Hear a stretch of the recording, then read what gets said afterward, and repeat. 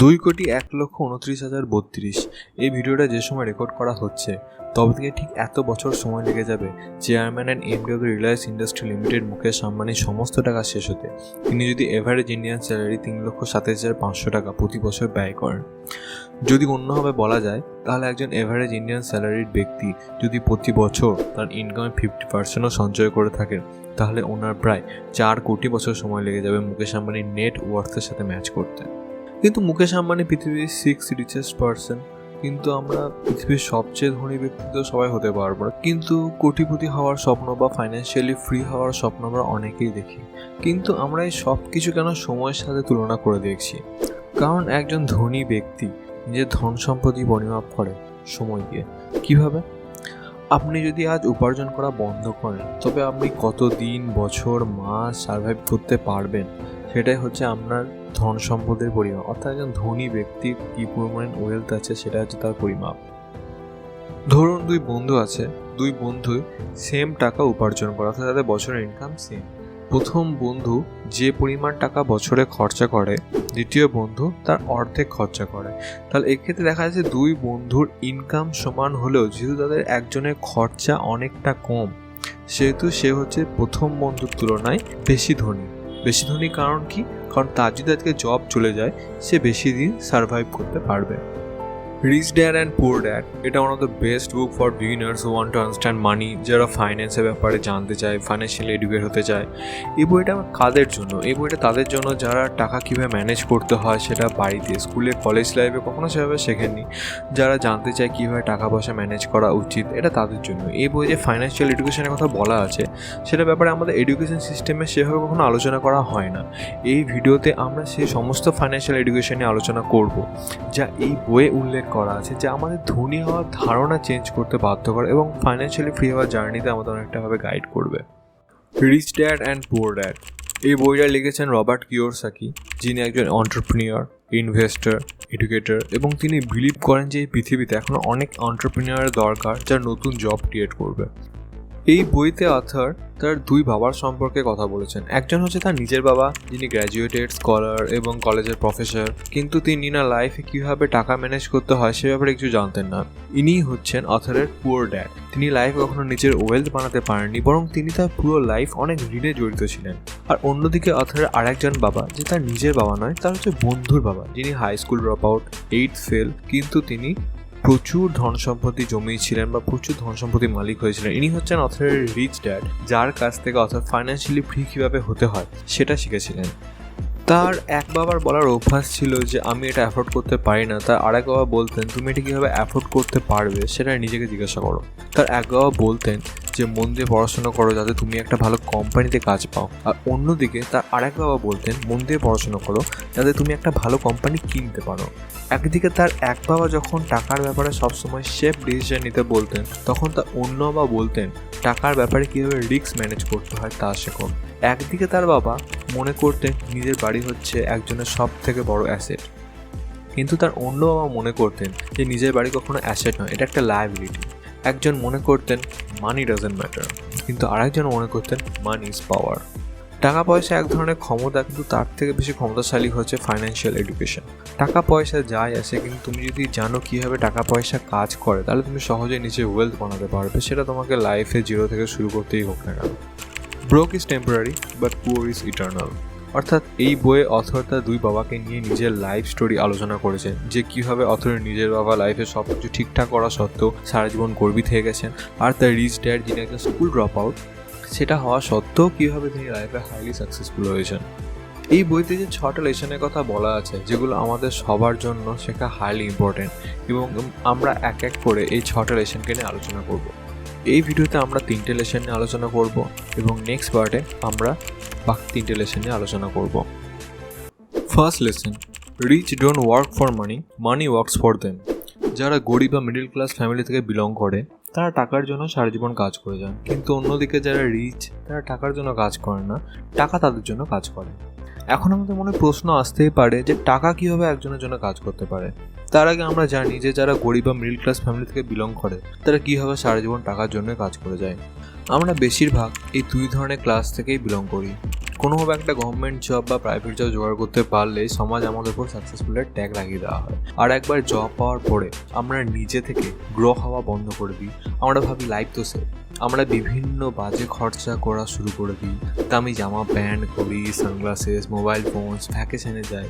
আমরা এটাই মনে করি যে এসবের জন্যই তো আমরা জব করছি, যেটা কিছুটা হলেও সত্যি। কিন্তু এসবের জন্য আমাদের লাইফ জবের ওপর পুরোপুরিভাবে ডিপেন্ডেন্ট হয়ে যায়। আমরা আর নতুন ইনকাম স্ট্রিমের ব্যাপারে ভাবিও না।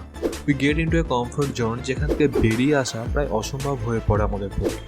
আর এরপর আমাদের সেই জব করতে হয়। যদি ভালো নাও লাগে তবু আমরা সেই জব থেকে বেরিয়ে আসতে পারি না, নিজের প্যাশনকে ফলো করতে ভয় পাই। তাছাড়াও আমাদের ওপর তখন বিভিন্ন দায়িত্ব বা লায়াবিলিটি চলে আসে। এখানে আমরা দেখতে পাচ্ছি যে আমাদের জীবনে দুটো ইমোশন দ্বারা বেশি কন্ট্রোল হয়। এক হচ্ছে ফিয়ার আর একটা হচ্ছে গ্রিড। এক হচ্ছে ভয় আর একটা হচ্ছে লোভ। ফার্স্টে আমরা ভয় পাই যখন আমাদের কাছে টাকা থাকে না, যে আমরা কীভাবে সাস্টেন করব, সমাজে আমাদের কী জায়গা হবে।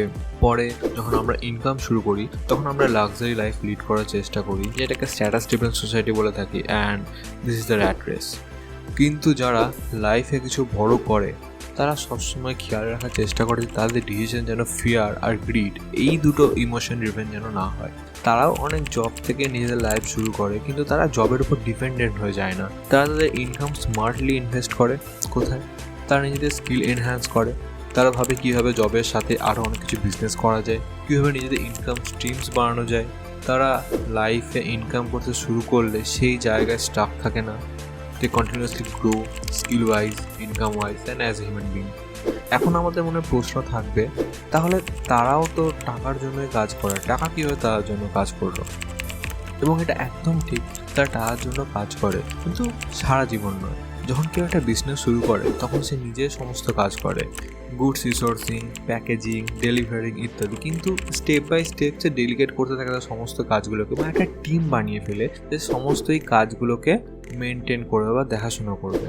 এবং সেই টিমের মধ্যে কেউ প্যাকেজিং করবে, কেউ কাস্টমার ফিডব্যাক দেখবে, ঠিক টাইম জিনিস ডেলিভারি হচ্ছে কিনা সেটার খেয়াল রাখবে, রিফান্ড এই সমস্তগুলো খেয়াল রাখবে। যেখানে এভাবে একটা টিমের আরও বড় হতে থাকে তখন তার নিজের কাজ বলতে সেরকম কিছু থাকে না, শুধুমাত্র কীভাবে স্কেল করবে বিজনেসটাকে বা আরও কীভাবে বড় করবে সেটা ভাবা ছাড়া। যদিও সেটার জন্য সে একজন হায়ার করতে পারে যে কীভাবে বিজনেস স্কেল করবে সেটা দেখবে। একসাথে সে পুরো বিজনেসটাকে অটোমেট করতে থাকে, যেখানে তার প্রেজেন্স না থাকলেও হবে।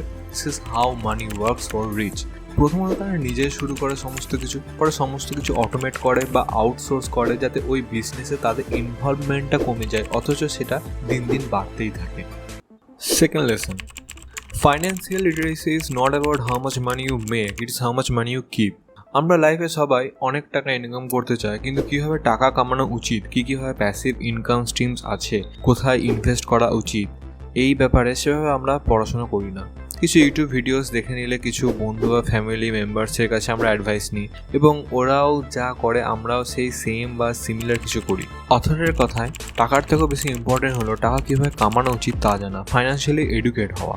যেমন অ্যাকাউন্টিং, এটা শুনলে আমাদের মাথাতে আসে যে পৃথিবীর সব থেকে বোরিং অ্যান্ড কনফিউজিং একটা সাবজেক্ট, কিন্তু তুমি যদি লাইফে সত্যি রিচ হতে চাও তাহলে এটা হচ্ছে সব থেকে ইম্পর্টেন্ট সাবজেক্টের মধ্যে একটা। আমাদের সবার অ্যাসেটস কী আর লায়াবিলিটি কী, আর এই দুটোর মধ্যে কী ডিফারেন্স সেটা সম্বন্ধে জানা উচিত। সোজা ভাষায় অ্যাসেটস হচ্ছে যেখান থেকে টাকা আমাদের কাছে আসে, যেমন business, stock market, dividend income. আর লায়াবিলিটি হচ্ছে যেখান থেকে টাকা আমাদের কাছ থেকে যায়, যেমন আজ তুমি 15 লাখ টাকা একটা গাড়ি কিনলে, কিন্তু 1 বছর পর যদি তুমি সেটা বিক্রি করতে চাও তাহলে তার হাফ দামও পাবে না, অথচ গাড়ির পিছনে তেলের খরচা, সার্ভিসিংয়ের খরচা এই সমস্ত কিছু লেগেই থাকে। তা এটা হচ্ছে একটা লায়াবিলিটি। এটা হচ্ছে অ্যাসেটে ক্যাশ ফ্লো প্যাটার্ন, আর এটা হচ্ছে liability cash flow pattern. Asset যা আমাদের ইনকাম বাড়ায়, আর লায়াবিলিটি যা আমাদের এক্সপেন্স বাড়ায়। এবার আমরা পুয়ার, মিডল ক্লাস আর একজন রিচ পার্সন কীভাবে ফাইন্যান্স ম্যানেজ করে বা তাদের ক্যাশ ফ্লো প্যাটার্ন কী সেটা দেখব। যারা গরিব ফ্যামিলি থেকে বিলং করে তাদের বেশিরভাগ ইনকামটাই তাদের নিডস পূরণ করতে করতেই চলে যায়, এবং খুব কম টাকায় তারা জমাতে পারে, অর্থাৎ তাদের দিন আনা দিন খায় এরকম তাদের ব্যাপারটা হয়, এবং তাদের অ্যাসেটস বা লায়াবিলিটি বলতে সেরকম কিছু থাকে না। মিডল ক্লাস ফ্যামিলি থেকে যারা বিলং করে তাদের বেশিরভাগ জবের উপর ডিপেন্ডেন্ট বা ছোটো ব্যবসার উপর ডিপেন্ডেন্ট। এনাদের এক্সপেন্স তো আছেই, তার সাথে অনেক লায়াবিলিটিও তারা ওন করে, যেমন car loans, credit card debt, school loans, mortgage etcetera. এবং আমরা বেশিরভাগ যে সমস্ত লায়াবিলিটি ওন করি তাদের মধ্যে খুব কম জিনিসেরই নিড থাকে, বেশিরভাগটাই হয়তো আমাদের স্ট্যাটাস মেনটেন করার জন্য বা অন্যকে দেখানোর জন্য আমরা করে থাকি।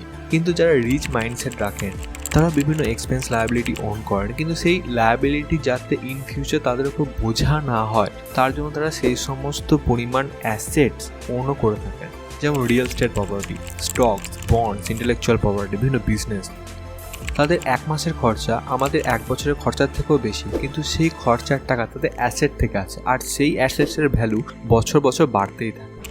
জাপানিজরা তিনটে জিনিসকে সব থেকে বেশি গুরুত্ব দেয়। এক হচ্ছে সোয়ার্ড, দুই হচ্ছে জুয়েল, তিন হচ্ছে মিরর। সোয়ার্ড বলতে এখানে তরোয়াল অর্থাৎ অস্ত্র, ওয়েপন্সের কথা বলা হয়েছে। জুয়েলের কথা বলতে টাকা, পয়সা, মানি এসবের কথা বলা হয়েছে। আর মিরর বলতে সেলফ নলেজ অর্থাৎ আত্মজ্ঞানের কথা বলা হয়েছে। এদের মধ্যে জাপানিজরা 3 নম্বর জিনিস অর্থাৎ মিরর বা সেলফ নলেজকে সব থেকে বেশি গুরুত্ব দেয়, কারণ তারা এটাই মনে করে যে যার কাছে নলেজ আর স্কিল থাকবে সে জিরো থেকে শুরু করে অনেক দূর এগোতে পারবে। এই জন্যই অথর আমাদের ফাইন্যান্সিয়ালি এডুকেটেড হতে বলেছেন। Third lesson, mind your own business. The rich focus on their asset columns while everyone else focus on their income statements. আমরা সবাইকে কতটা সাকসেসফুল তার বিচার করি সে মাসে কতটা কামায় সেটা দেখে, না আমরা জানতে চাই যে সে কোথায় কি ইনভেস্ট করে রেখেছে বা কি কি অ্যাসেটস আছে, সে সমস্ত দিকে আমরা মাথা ঘামাই না। কিন্তু ইনকামটা ততদিনই থাকে যতদিন সে নিজে কাজ করতে পারে, কিন্তু তারপরে কি হয়? এখানে অথর অ্যাসেটসের কনসেপ্টকে নিয়ে এসেছেন। অ্যাসেটস এমনই একটা জিনিস যেটা আপনি থাকুন বা না থাকুন সেটা থেকে আমরা রেগুলার ইনকাম আসতেই থাকবে এবং যার ভ্যালুও দিন দিন বাড়তেই থাকে। ধরে নেওয়া যাক আপনি বছরে 10 লাখ টাকা ইনকাম করেন, সেখানে আপনার খরচা 6 লাখ টাকা, তাহলে আপনার সেভিংস কত হচ্ছে? 4 লাখ টাকা। এবার আপনি কয়েক বছর টাকা জমিয়ে একটা জায়গা কিনলেন যেটা মার্কেটের আশেপাশে, আরও কিছু টাকা জমিয়ে একটা বিল্ডিং তৈরি করলেন।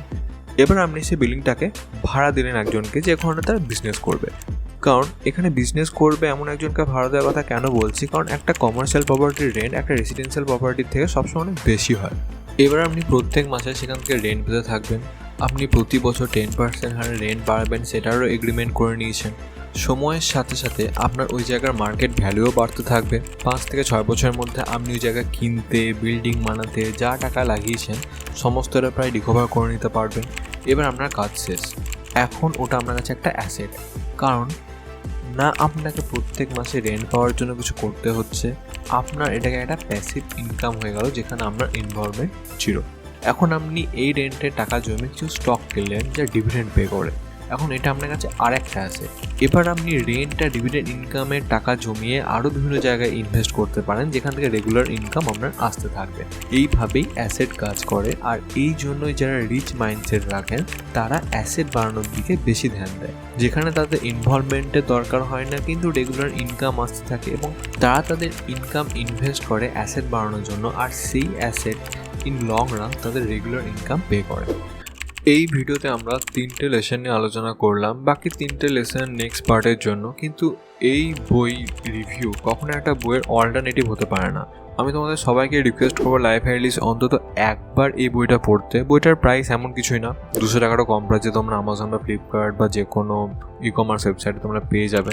আমি নিচে লিঙ্কও দিয়ে দেবো, এবং আমি তোমাদের অ্যাসিওর করছি যে এই বই থেকে তোমরা জব, বিজনেস বা প্যাসিভ ইনকাম সম্বন্ধে অনেক কিছু নতুন ইনসাইটস পাবে। আর এই বইয়ের যিনি অথর রবার্ট কিওসাকি, ওনার ইউটিউব চ্যানেলে বিজনেস, ফাইন্যান্স, প্যাসিভ ইনকাম নিয়ে অনেক ভিডিও পোস্ট করেন, সেখান থেকে তোমরা অনেক কিছু জানতে পারবে। চ্যানেলের লিঙ্ক আমি নিচে ডেসক্রিপশনে দিয়ে দেবো। Thank you so much for watching, see you in the next video.